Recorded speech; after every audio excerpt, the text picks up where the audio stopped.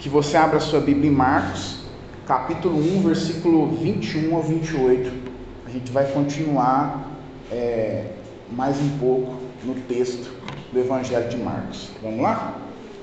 Pode procurar com calma aí que eu vou te esperar.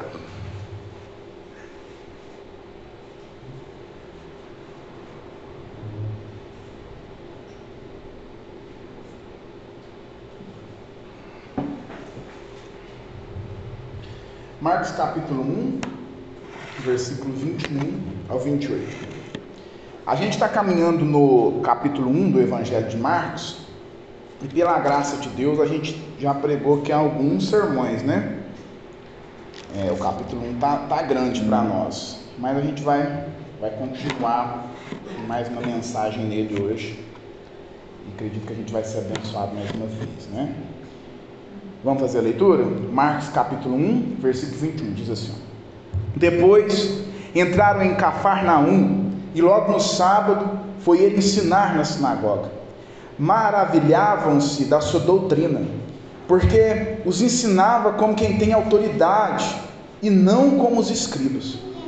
Não tardou que aparecesse na sinagoga um homem possesso de espírito imundo, o qual bradou: Que temos nós contigo, Jesus Nazareno?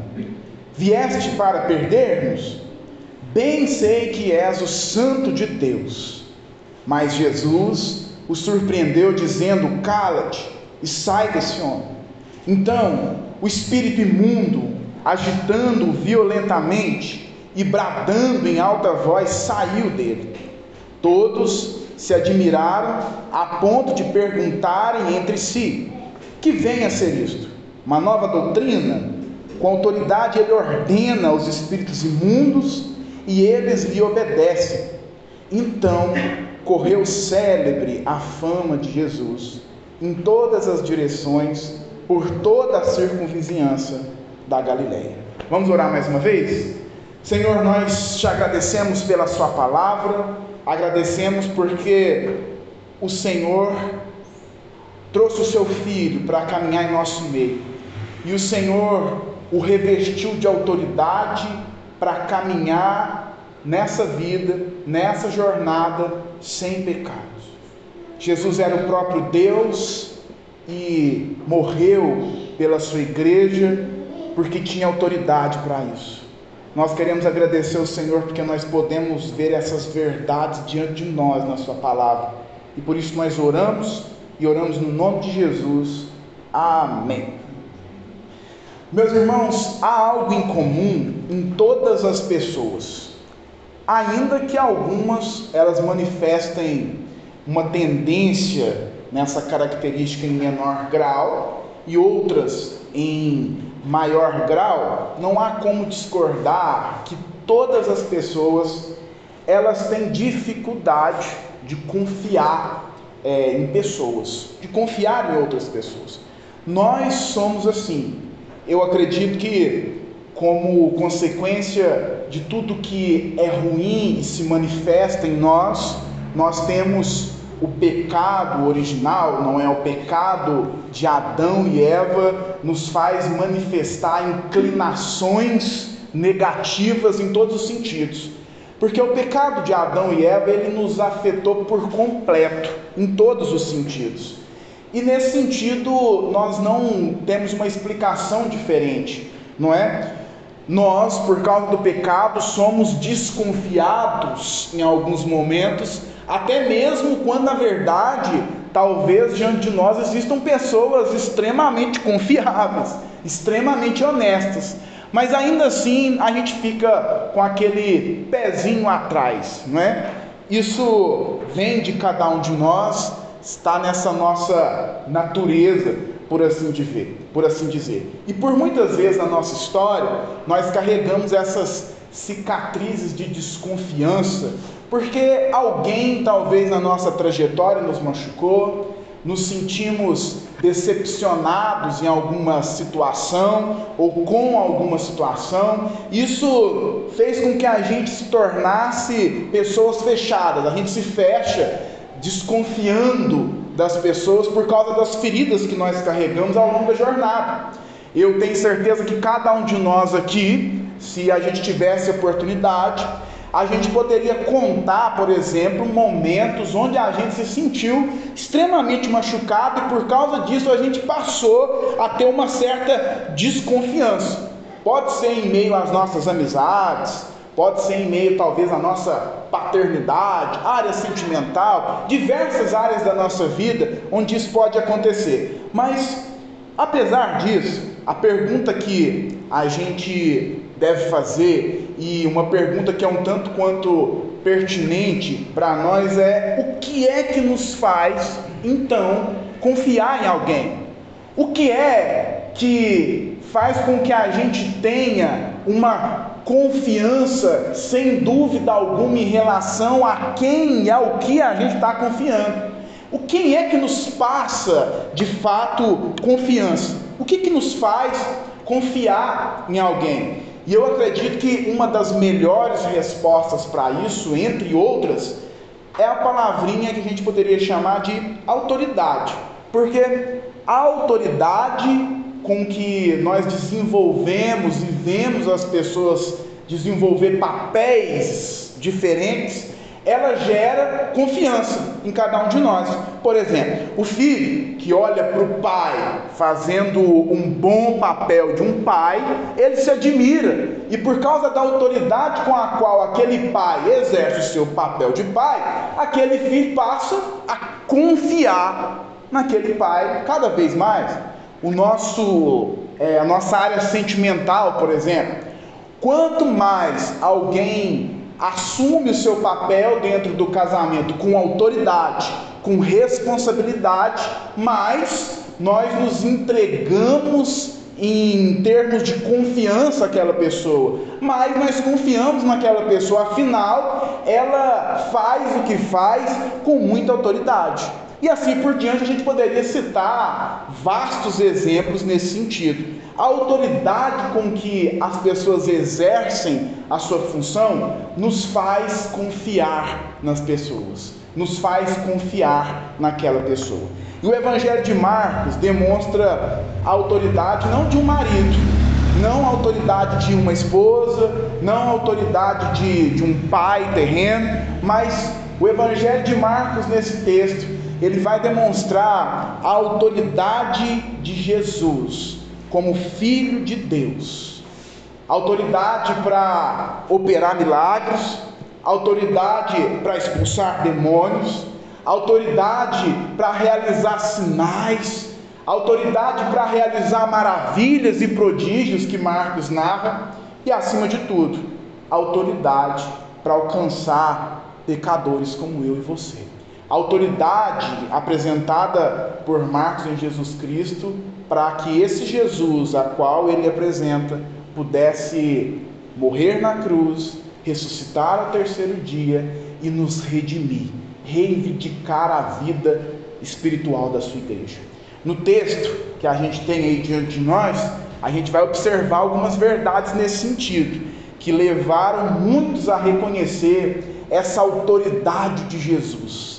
As pessoas, no texto que nós fizemos a leitura, elas confiaram em Jesus, e a gente vai ver como a autoridade de Jesus, em aspectos diferentes, levou essas pessoas a confiar nesse homem que Marcos apresenta, que era a boa notícia, o Filho de Deus.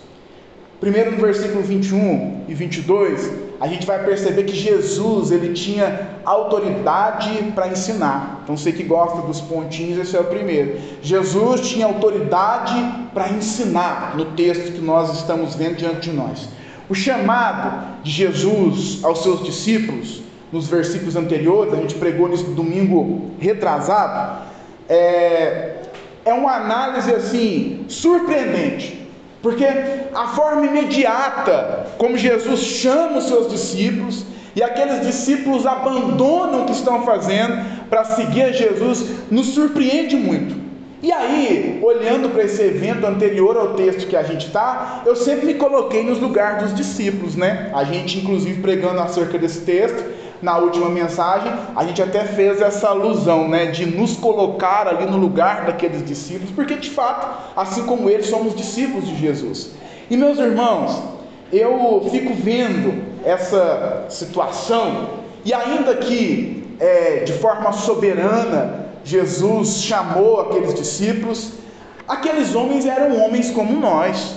Aqueles homens tinham essa desconfiança, assim como nós temos.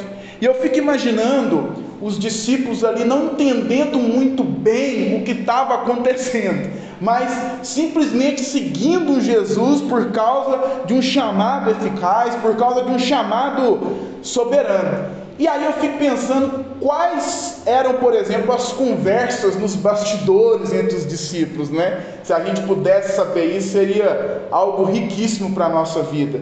E eu fico pensando que no meio da caminhada ali com Jesus, no ministério de Jesus, aqueles homens, em algum momento, eles talvez pensassem, né? Quem será que é esse homem? Será que eu tenho que confiar mesmo? Eles mesmo, ainda depois, em outras evidências mais à frente, Marcos vai demonstrar que depois de ter andado bastante tempo já com Jesus, em meio a uma tempestade, eles vão indagar isso, né? Quem é que é esse homem? Ainda não sabiam muito bem a identidade de Jesus, apesar de estar seguindo Jesus. Então havia uma certa desconfiança ali naqueles discípulos. O ministério de Jesus foi um ministério itinerante. Ele andava por vários lugares diferentes, pregando o Evangelho. E agora, juntamente ali com seus discípulos, ele parte para Galiléia e entra em Cafarnaum. O versículo 21 vai registrar isso, dizendo: olha, depois entraram em Cafarnaum, e logo no sábado foi ele ensinar na sinagoga. Jesus tinha autoridade para ensinar. Ele demonstrava autoridade ensinando. Essa palavra inicial, depois, ela é muito significativa para nós no versículo 21.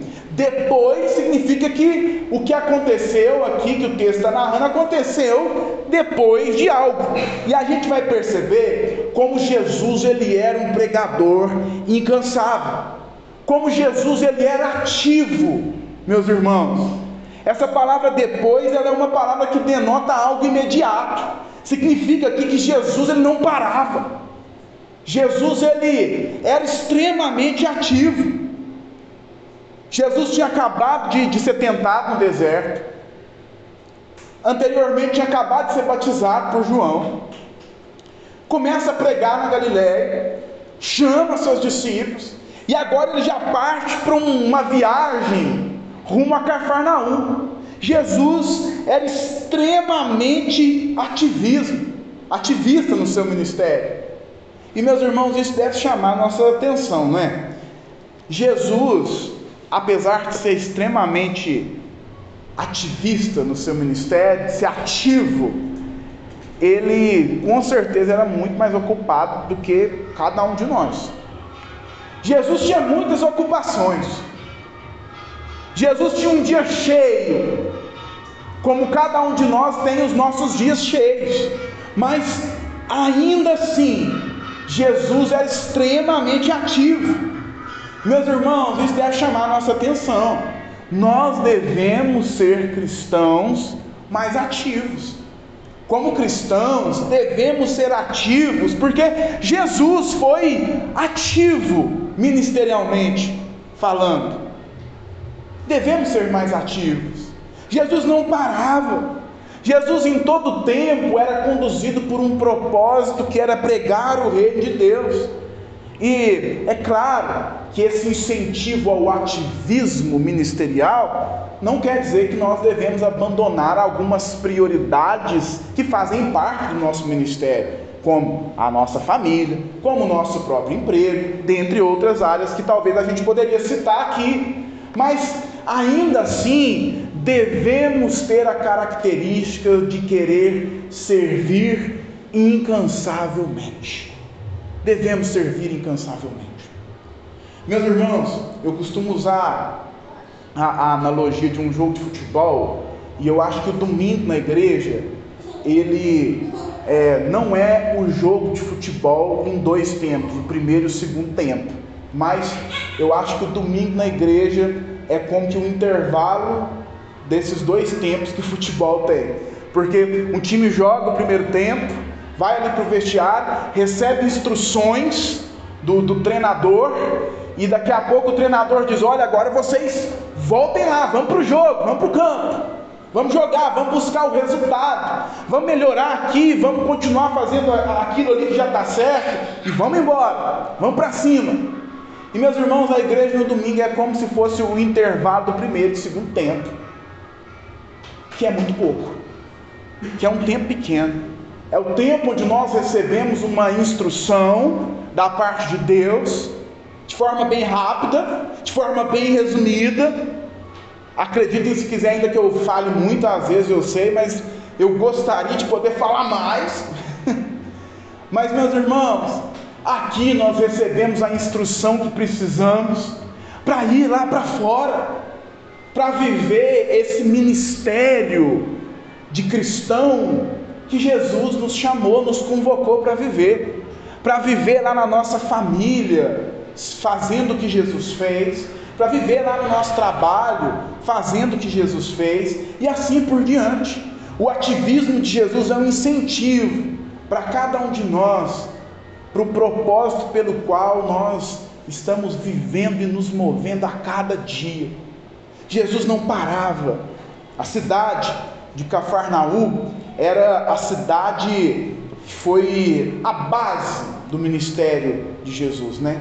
Foi em Cafarnaum que talvez a gente vai ver as maiores ocorrências do tempo onde Jesus ficou. Jesus ficava muito em Cafarnaum.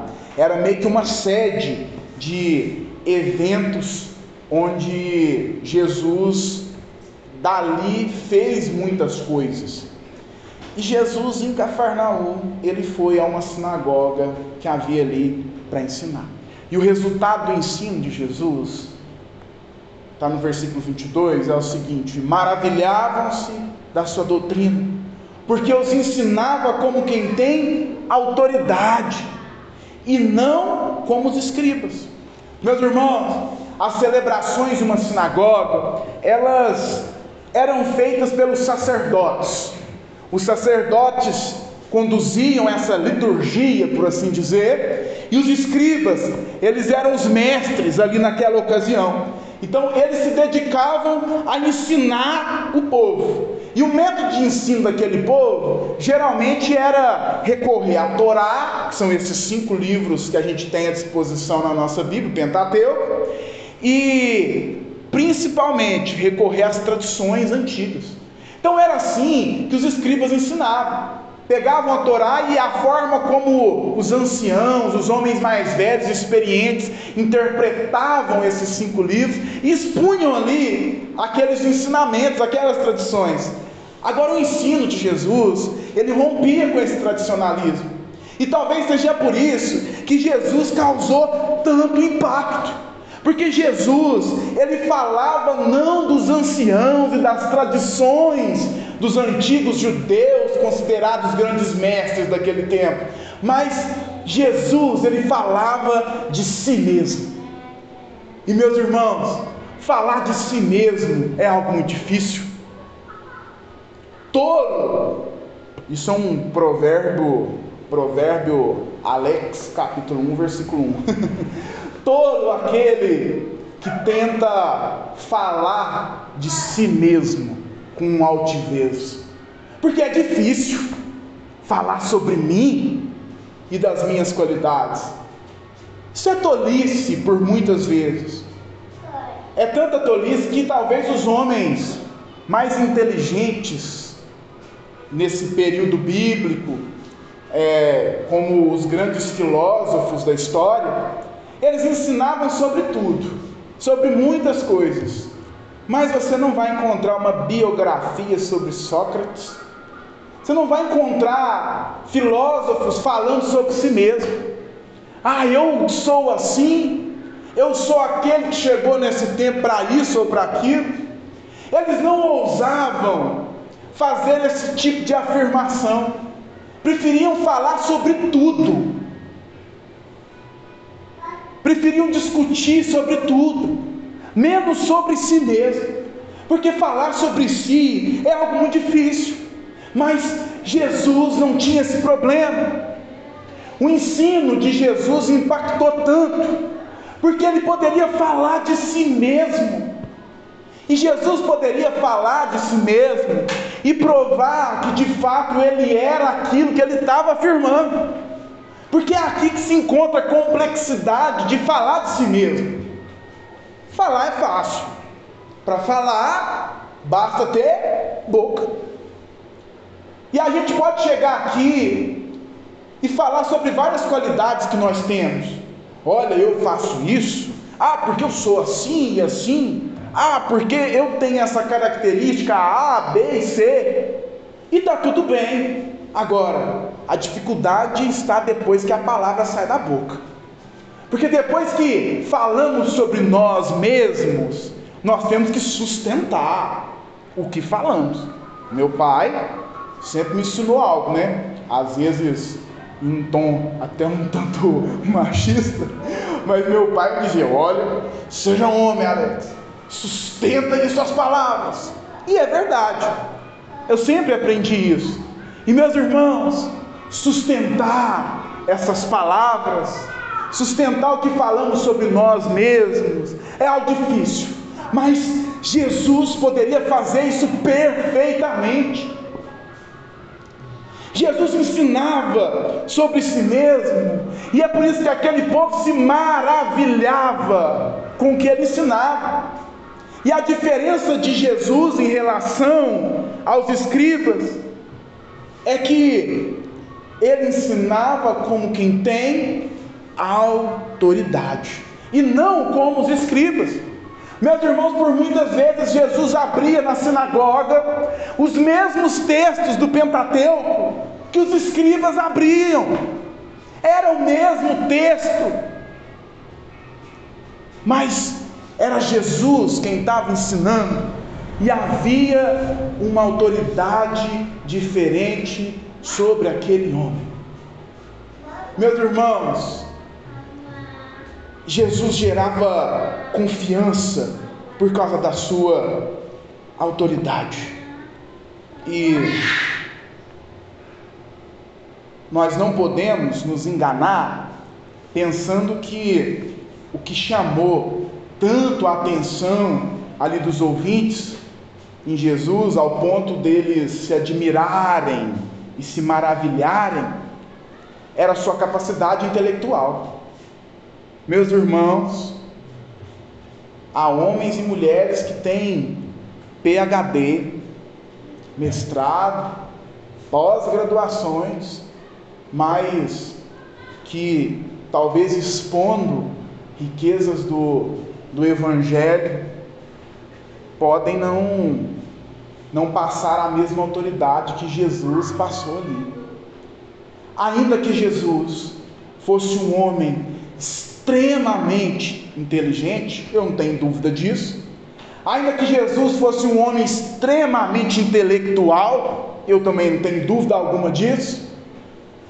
A diferença ali não era a capacidade que talvez Jesus tinha de ter uma boa oratória. Nós nos impressionamos muito com isso, não é? Como ele fala bem, olha como ele explica muito bem. E ainda que tudo isso seja proveitoso, não era isso que maravilhava os ouvintes de Jesus, ao ponto de que eles reconhecessem a autoridade, confiança e fé naquele homem. Meus irmãos, o que chocou o povo que confiou, que veio a crer em Jesus verdadeiramente, era a pessoa de Jesus, era a obra que ele carregava em si, era a obra pela qual ele estava engajado em realizar. Jesus falou e ensinou muito, mas Jesus não só falou, mas fez muito do que ele ensinou.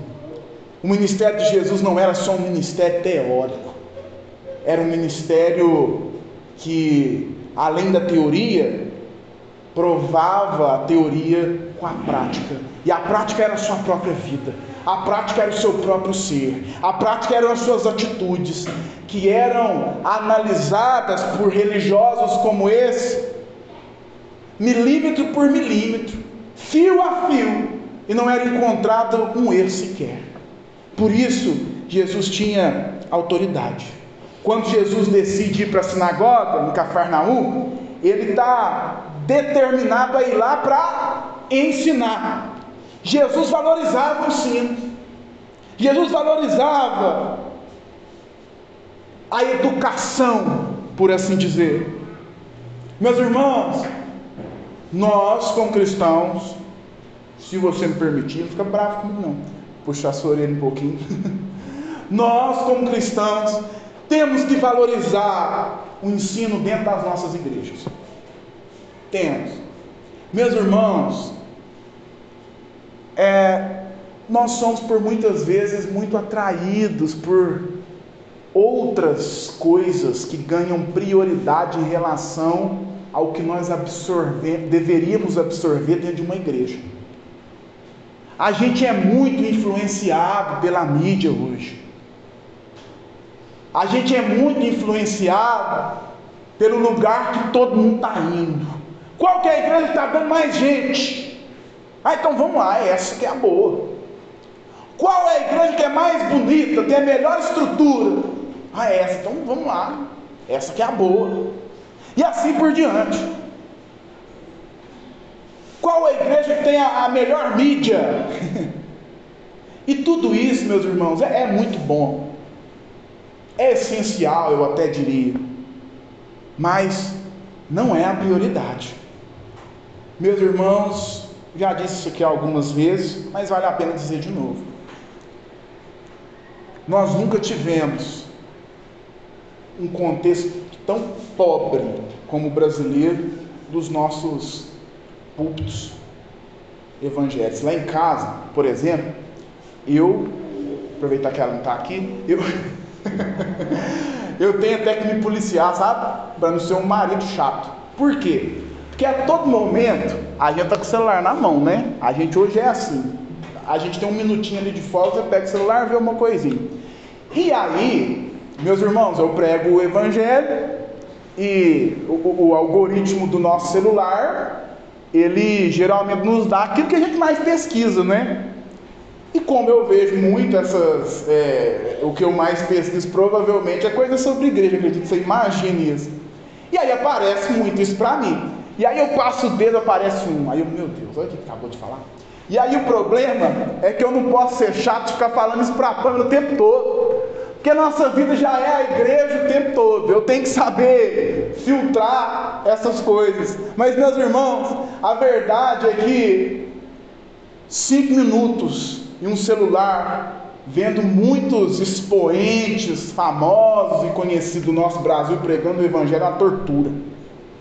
É um assassinato à Bíblia. É um assassinato à palavra de Deus. É doído. É doído, é doloroso. E sabe o que é isso? Infelizmente, a qualidade de ensino dentro das nossas igrejas está entrando em extinção.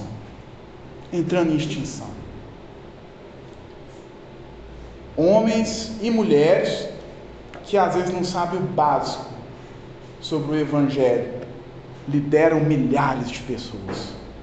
Isso é muito perigoso.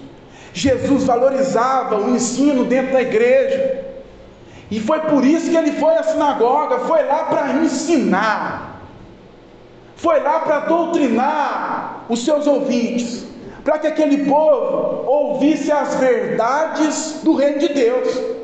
Jesus, se estivesse em carne e osso em nosso tempo, se Paulo estivesse vivo em nosso tempo, provavelmente em uma de suas cartas às nossas igrejas, ele escreveria dizendo que nós devemos valorizar melhor um ensino de qualidade dentro de uma igreja. Mas, além disso, segundo, Jesus tinha autoridade sobre os demônios. Jesus tinha autoridade sobre os espíritos imundos. Jesus não era somente um pastor, o teólogo de gabinete. Se precisasse da prática, Jesus também estava lá.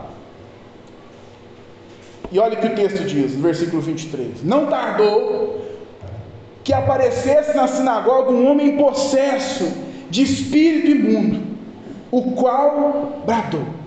A pregação de Jesus, meus irmãos, não só tocou os ouvintes ali que ficaram maravilhados, mas tocou também em outro âmbito o inferno. A pregação de Jesus não foi uma pregação que simplesmente levou as pessoas a admirarem Ele, a admirarem a sua pessoa, mas a pregação de Jesus também incomodou o inimigo das nossas almas, incomodou o inferno ao ponto de que quando Jesus ensinava, não perca bem essa ordem, ele ensinava, e porque ensinava, um homem possesso de um espírito imundo aparece. Esse homem veio a se manifestar. Vale a pena, então, meus irmãos, abrir um parênteses aqui para esclarecer algo muito importante, prático, nos nossos dias, já aqui, hoje, se a gente ligar a televisão em alguns canais, você vai ver um podcast com os demônios por aí. Mas, meus irmãos, brincadeiras à parte, vale a gente esclarecer algo. Vamos deixar bem claro certas coisas, ainda mais se tratando da gente ser igreja presbiteriana. Uma das primeiras coisas que as pessoas me perguntam é: você é presbiteriano? Sou. Você expulsa demônio? Com certeza em algum momento você vai ser perguntado sobre isso. Mas, meus irmãos, a gente não pode negar a veracidade de espíritos imundos. A gente não pode negar a veracidade e a atuação de demônios. Está diante de nós no texto bíblico. Jesus lidou com isso. Isso pode acontecer. Agora, existem dois extremos perigosos. O primeiro é o da gente acreditar que o demônio não existe. Viver como se o inferno não tivesse as suas estratégias. Porque tem. O inferno tem as suas estratégias. E a Bíblia é bem clara em relação a isso, Não há muita dificuldade de entender isso, não. Agora, o outro extremo é também acreditar que tudo é o demônio. Porque às vezes se torna confortável a gente terceirizar algumas responsabilidades que são nossas e colocar na conta do demônio. Às vezes eu acho que o demônio mesmo deve pensar, fala: gente, mas nem fui eu que fiz isso. Não fui eu não, isso aí não fui eu não. Mas, meus irmãos, pode acontecer, e acontece muito. Às vezes a gente terceiriza para fugir das nossas responsabilidades. E acredite se quiser, na maioria das vezes, se a gente for bem honesto com a gente mesmo, a gente vai ver que muitas vezes não precisou de demônio, não. Muitas vezes nós escolhemos errado, não temos sabedoria nas nossas escolhas, não lidamos com a situação da melhor forma. Às vezes estamos com o nosso emocional abalado, cansados emocionalmente. Muitas coisas, e a maioria delas se explica racionalmente.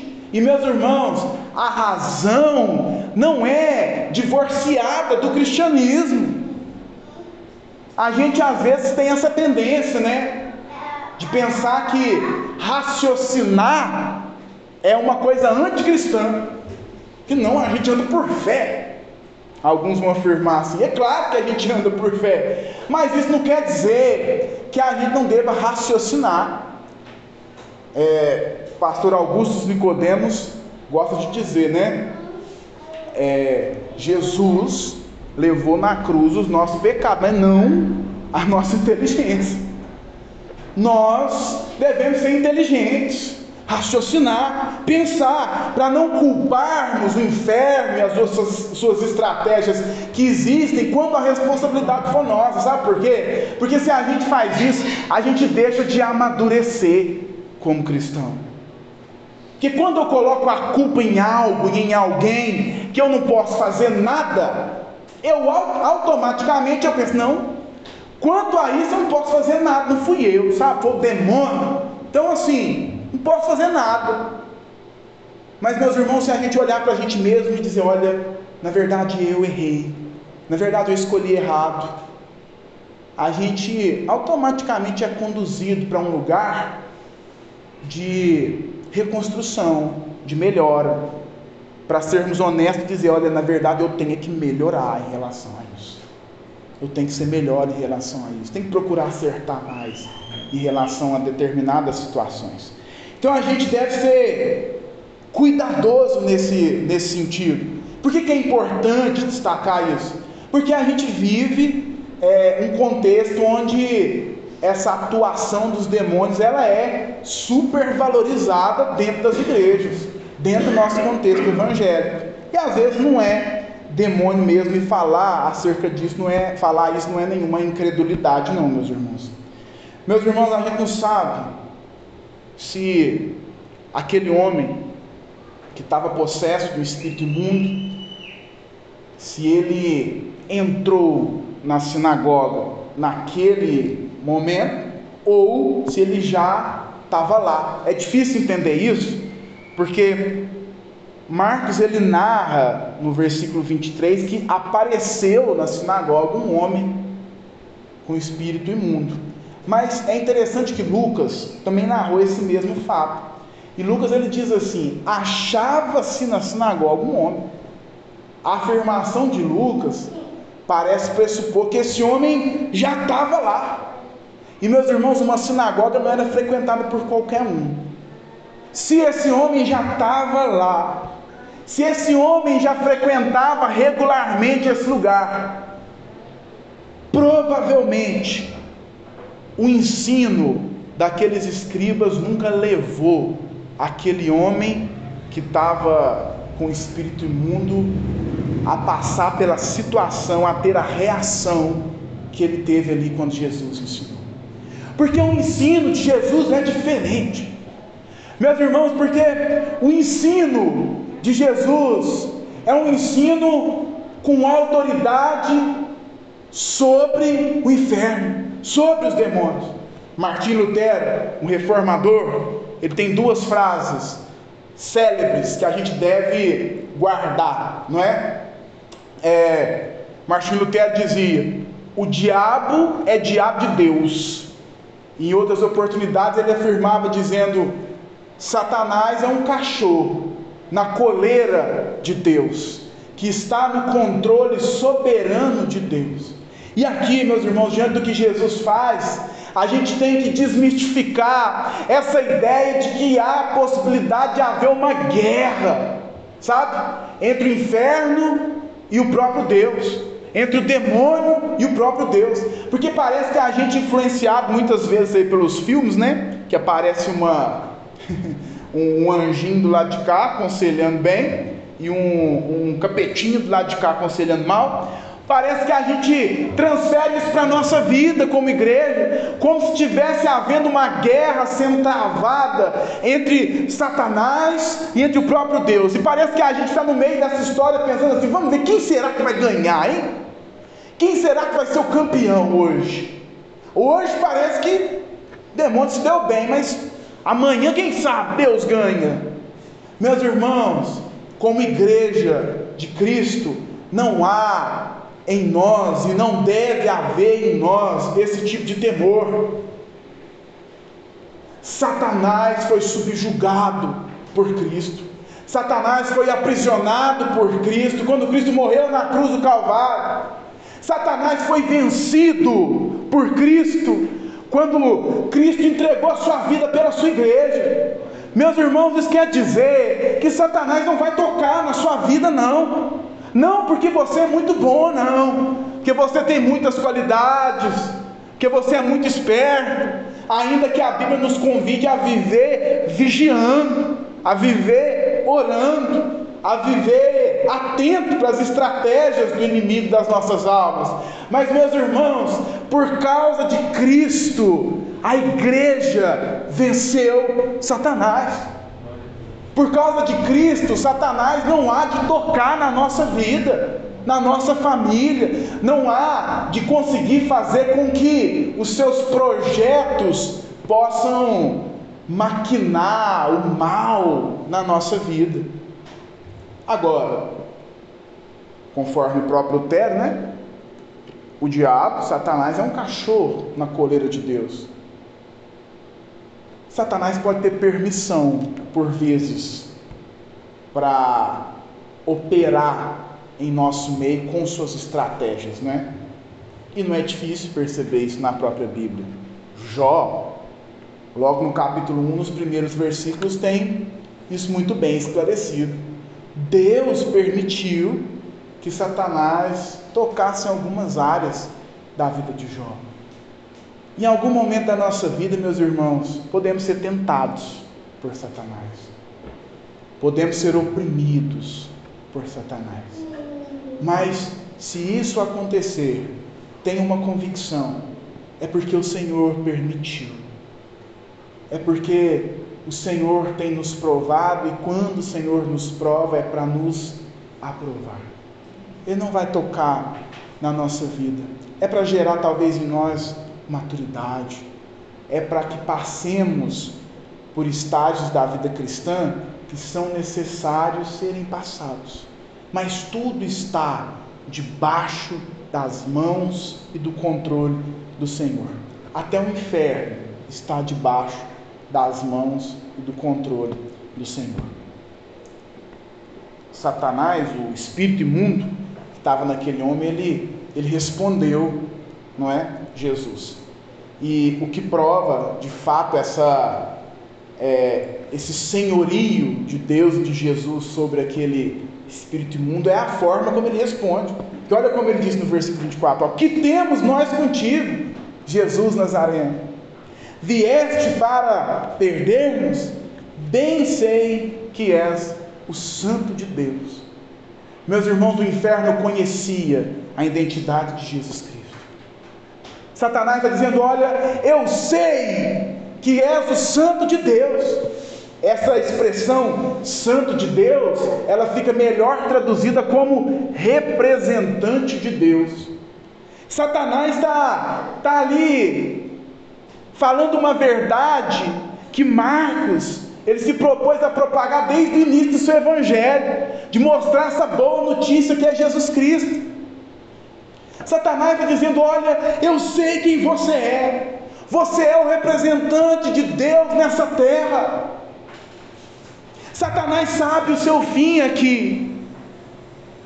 Alguns dizem que quando Deus quer, até Satanás faz a obra de Deus, não é? E eu diria aqui que Satanás foi um ótimo evangelista, evangelizou muito bem, porque ele disse: olha, você é o representante de Deus. Em uma tradução melhor, você é o Messias que a gente tanto esperou. A gente está vivendo um tempo de desesperança, esse povo viveu um tempo de desesperança, e agora o Senhor chegou, é o Senhor que está pisando aqui, é o próprio Deus na terra. Meus irmãos, o espírito imundo conhecia a identidade divina de Jesus, mesmo quando o ministério de Jesus ainda não havia alcançado uma grande expansão. A gente vai ver que é no final desse texto que a gente fez a leitura, que a fama de Jesus, ela começa a se espalhar ali pela Galileia.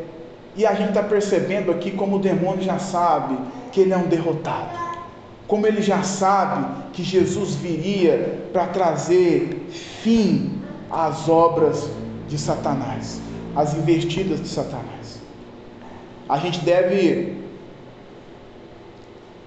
Nós não devemos deixar de dar lugar, então, a esse erro que por vezes a gente comete, de pensar que há a possibilidade de Satanás vencer o nosso próprio Deus, que é um Deus soberano. E olha como Jesus fez, versículo 25 e 26. Mas Jesus, ele repreendeu aquele espírito imundo, dizendo: cala-te, sai desse homem. Então, o espírito imundo, agitando, violentamente, bradando em alta voz, saiu dele. Meus irmãos, a ação de Jesus nesse texto deixa clara a sua autoridade sobre os demônios. Jesus foi até a sinagoga com o propósito de ensinar, e porque ele ensinava, um homem apareceu ali possesso. Meus irmãos, isso aqui deve chamar a nossa atenção para algo acerca da nossa vida cristã. Como cristãos, por meio do nome de Jesus, a gente tem essa mesma autoridade. Meus irmãos, a pergunta é: se diante de nós potestades malignas como essas se manifestarem, o que a gente faz? O que a gente faz? E mesmo sendo presbiteriano, não tem problema não, gente, não é pecado não. O que você faz? Por meio do nome de Jesus, por causa da obra de Jesus, esses espíritos se submetem à igreja de Jesus, que somos nós. Então, meus irmãos, a gente não tem que temer esse tipo de coisa aqui não. E a verdade é que a maioria dos cristãos, se isso aqui acontecer, sai correndo.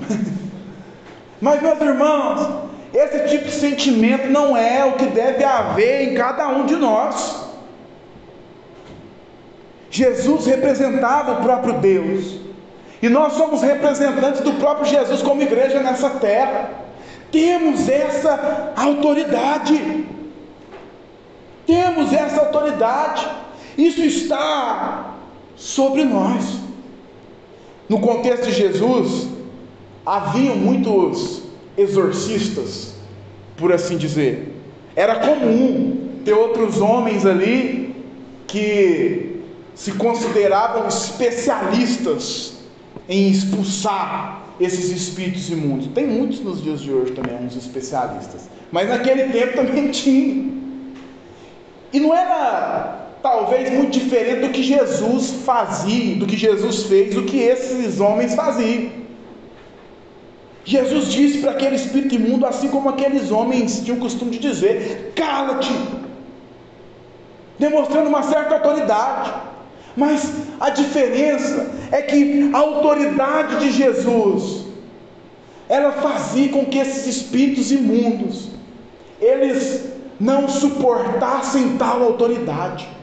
Meus irmãos, o que Jesus fez aqui não foi um diálogo com o demônio. O que Jesus fez aqui não foi uma entrevista com o demônio, mas o que Jesus fez aqui foi exercer a autoridade que ele tinha como representante de Deus. Cala-te, liberta esse homem. E automaticamente a Bíblia diz que aquele homem foi liberto, mesmo tendo aquele espírito agitado aquele homem violentamente. E aí aqui também é interessante ter um parênteses, né? Porque as pessoas às vezes elas acreditam que se a pessoa está possessa, ela tem que babar, vomitar, rolar no chão, fazer um show. E geralmente quanto mais forte for o show, mais forte parece que o demônio é. E aí as pessoas criam esse tipo de impressão, né? Porque são atraídas visualmente por esses acontecimentos. Mas ainda que esse homem tenha reagido de forma violenta, agitando-se, isso aqui não é uma regra geral. E é muito fácil, né, a gente perceber isso na própria Bíblia. Talvez, se é que existem graus de possessões demoníacas, um dos mais endemoniados da Bíblia foi Judas, né? E Judas não ficou babando, não. Judas não ficou babando, Judas não ficou rolando, Judas não ficou se manifestando, não. Mas Judas ficou andando com Jesus, possesso. Judas esteve na mesa com Jesus, quando Jesus disse que aquele homem ficaria ali possesso. Jesus por várias vezes olhou nos olhos de Judas e disse: olha, um de vocês aqui é o diabo.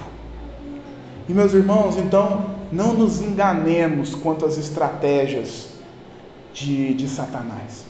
Nem sempre a gente vai ver um show e manifestações físicas para que isso aconteça. Mas por fim, e para que a gente caminhe para encerrar, versículos 27 e 28, eles vão nos demonstrar um último princípio, né? Então, primeiro, Jesus tinha autoridade para ensinar. Segundo, Jesus tinha autoridade sobre os demônios, sobre o próprio inferno. E terceiro, Jesus tinha autoridade por causa da sua identidade. O nosso terceiro e último tópico deixa claro por que é que Jesus tinha essa tamanha autoridade. A identidade de Jesus para esse povo, para aqueles ouvintes até aqui, ela é misteriosa. Apesar de Marcos querer apresentar isso, desde o início do texto, é possível no Evangelho de Marcos, em vários outros momentos, a gente perceber que aquele povo tinha um tom ali de curiosidade para saber a identidade de Jesus. Que imagine só, um homem fazendo as obras que Jesus estava fazendo, certamente despertou muita curiosidade quanto à sua identidade. E era a sua identidade que revelaria de fato a causa, o motivo, a sua autoridade. Versículo 27 e 28 dizem: olha, todos se admiraram, a ponto de perguntarem entre si: quem vem? Que vem a ser isso? Uma nova doutrina? Com autoridade ele ordena aos espíritos imundos e eles lhe obedecem. Então correu célebre fama de Jesus em todas as direções, por toda a circunvizinhança da Galileia. Os vilarejos da Galileia, quando a gente estuda um pouquinho, a gente vai ver que eles eram bem próximos. Então não era difícil uma notícia se espalhar. E agora, a partir de agora, a notícia acerca da identidade de Jesus, ela começa a se espalhar. E se espalhar rapidamente. Meus irmãos, a autoridade de Jesus, ela começa a ser difundida na Galileia e nas regiões próximas à Galileia. Isso aconteceu porque ele ensinou com autoridade. Isso aconteceu porque ele demonstrou autoridade sobre os demônios. Isso aconteceu porque Jesus era o próprio Deus na terra. Jesus não só tem autoridade na terra, mas Jesus tem autoridade sobre o inferno, e Jesus caminha tendo a sua fama espalhada em meio à Galileia, e sua fama se espalha até hoje, porque ele tem autoridade reivindicada pelo Pai. Ele tem autoridade dos céus. Os céus recomendaram esse homem que andou em nosso meio para morrer pela sua igreja. Esse homem não foi referendado por qualquer um, foi o próprio Deus que enviou Jesus Cristo à terra, e ele era o próprio Deus. O Senhor amou o mundo ao ponto de enviar o seu Filho e demonstrar a autoridade que ele tinha. E a autoridade de Jesus, ela deve ser reconhecida por nós, meus irmãos. A autoridade de Jesus deve ser reconhecida por cada um de nós quando o ensino ele é exposto de forma fiel. Nós devemos nos curvar ao ensino fiel das Escrituras, porque o que estamos ensinando aqui e o que estamos falando aqui nada mais é do que sobre a identidade de Jesus Cristo, que é o Messias, que é o próprio Deus, aquele que veio para redimir o seu povo. Meus irmãos, reconhecer a autoridade de Jesus é algo fundamental e essencial para a igreja, porque conforme a gente desenvolveu muito bem, nós confiamos em quem tem autoridade. E acredite, reconhecendo a autoridade de Jesus, vale a pena confiar em Jesus. Há um cântico muito conhecido, não é? Jesus, Jesus, nele a gente pode confiar. E de fato a gente pode confiar. por causa da sua autoridade. Eu queria encerrar com 3 aspectos práticos rápidos aqui. O primeiro, bater novamente nessa tecla. Meus irmãos, nós devemos valorizar o ensino fiel e regular da palavra de Deus. É isso que vai te sustentar como cristão. É isso que vai te sustentar como cristão. Não acredite, meus irmãos, que colocar 27 hinos para tocar lá no seu rádio por dia vai te sustentar como cristão. Não acredite que ler uma bela ficção científica vai te confortar como cristão. Não acredite que fazer obras de caridade vai te sustentar como cristão, ainda que todas essas coisas citadas sejam muito boas e tenham seu lugar na vida cristã. Mas o que sustenta um cristão é a palavra de Deus. A palavra sendo ensinada de forma fiel. E é por isso que a gente tem que ter crivo. É por isso que a gente tem que ter uma forma de medir o que está sendo ensinado. Porque, meus irmãos, quando nós nos contentamos com ouvir ensinos contrários à palavra de Deus, a gente está quase fazendo a mesma coisa daquele pessoal que abre a Bíblia no Salmo 91. Você já viu, né? Esse. Abre a Bíblia no Salmo 91, deixa ela aberta e acha que porque ela está aberta no 91 ela vai proteger tudo, só de ficar aberta. É quase a mesma coisa. Meus irmãos, nós temos que ouvir a palavra de Deus. E ouvir a palavra de Deus não é ouvir qualquer discurso, é ouvir a palavra de Deus. Então tem que ter perguntas simples que a gente deve fazer toda vez que alguém abre a palavra de Deus. É isso mesmo? Está correto? Ele está ensinando o que está ali? É isso que Jesus falou? É isso que a Bíblia ensina para a vida cristã? Perguntas básicas. E isso vale para mim também, viu, meus irmãos? Porque eu posso errar aqui em algum momento, como já errei em alguns momentos na minha vida como pregador. Posso errar. E isso é bom até para me proteger. Amém? Mas seja carinhoso comigo, né, meus irmãos? Não precisa ser duro, não. Vai devagarzinho. Mas segundo e penúltimo, né? Meu irmão, possessão demoníaca existe. Existe. Pode ter certeza que existe. Entretanto, como cristão, a gente tem que ter discernimento diante das situações, certo? Hoje, infelizmente, 80, 90% dessas manifestações, elas são de mentira. E a forma certa de falar acerca disso é assim. Tem até emprego disso, viu, meus irmãos? Tem umas igrejas maiores aí que dá emprego. Se você for um bom ator, você fica empregado. Faz uma verba extra.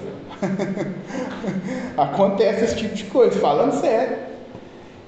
Meus irmãos, mas sabe o que me toca nesse sentido? É que a gente corre o perigo de às vezes exaltar mais o demônio do que o próprio Cristo. Meus irmãos, infelizmente, há pastores que, se o demônio não for no culto, ele perde o emprego. Ele está desempregado, perde a função dele. Se o demônio não for, o culto foi ruim. E às vezes é mais falar do nome do demônio que do próprio Cristo. Então, meus irmãos, ainda que sim, possa existir esse tipo de manifestação em alguma situação, a gente possa se cruzar com isso em algum momento, a gente usa a seguinte frase, vou te ensinar agora. Eu não estou procurando isso não, mas também não corro disso não. Se acontecer, eu não estou procurando, mas também não estou fugindo. Jesus foi ensinar, e porque ensinava, aconteceu. E Jesus fez o que cada cristão deve fazer se isso acontecer. Amém? Terceiro e último, e o mais importante de tudo que a gente falou até aqui. uma pergunta: você conhece a identidade de Jesus como o Santo de Deus, como representante de Deus? Porque isso é o mais importante. Meus irmãos, se você aprender tudo que a gente falou aqui e negligenciar isso, nada serviu. Porque o que traz sentido à nossa vida é crer que aquele Cristo que Marcos anunciou, que a palavra de Deus anunciou, ele é o próprio Santo de Deus, o representante de Deus, que representou Deus morrendo, dando a sua vida pela igreja. Essa é a mensagem central do Evangelho, é a mensagem central do cristianismo. Jesus morreu e ressuscitou, porque era o representante de Deus nessa terra. Se você não crê nisso ainda, eu quero te convidar a crer nisso nessa noite, a reconhecer isso, reconhecer Jesus como representante de Deus, como Cristo, como o único que pode salvar a sua vida. Às vezes a gente conhece o Jesus histórico, né? A gente acredita que ele existiu, mas a gente não acredita na sua autoridade como o Filho de Deus e como o único que pode, de fato, salvar a nossa alma, salvar a nossa família, salvar a nossa vida. Vamos orar então nesse sentido?